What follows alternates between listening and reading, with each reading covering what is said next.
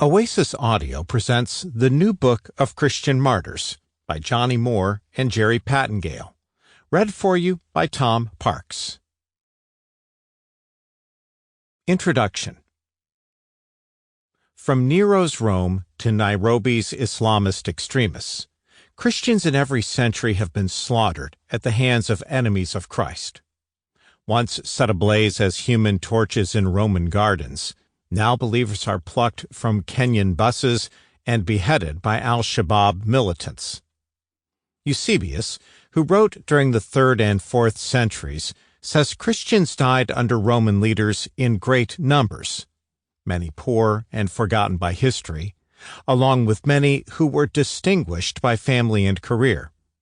The atrocities under Nero, Domitian, Trajan, and Diocletian have filled volumes. The stories of some of these early martyrdoms have become legendary, including those of Jesus' disciples. The upper panel of the famous title page of the First King James Bible, 1611, depicts the apostles holding the implements their persecutors allegedly used to put them to death. For instance, Bartholomew holds the knife with which he was flayed. Andrew holds the X-shaped cross on which he was crucified, and Simon the Zealot holds a saw. These heroes of our faith suffered horrific deaths, and their testimonies have impacted countless millions over many centuries.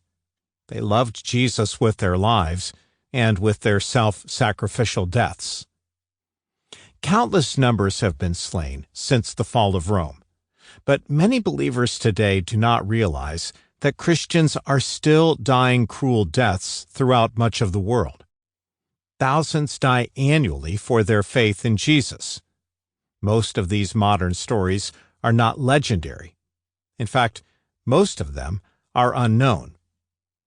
By even the most conservative estimates, we are currently witnessing a wave of martyrs.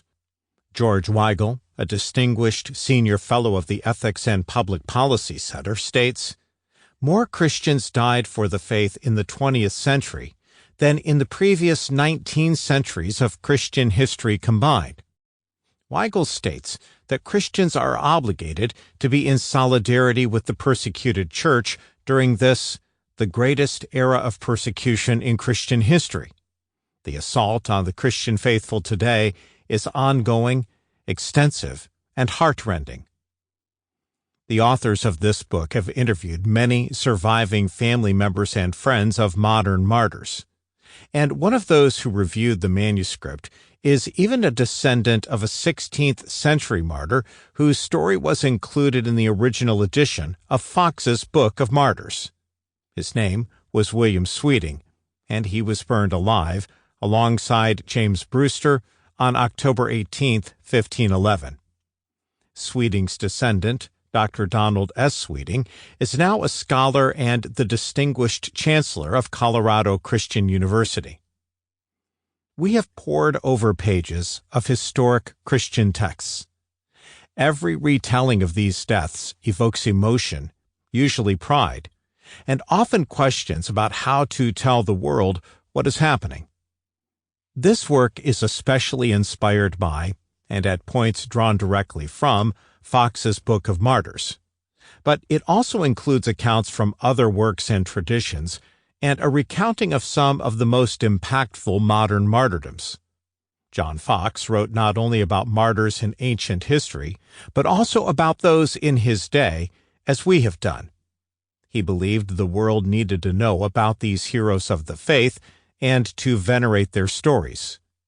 The perpetrators needed to have their names recorded in infamy, and the victims their sacrifice inscribed with glory for future generations to remember them.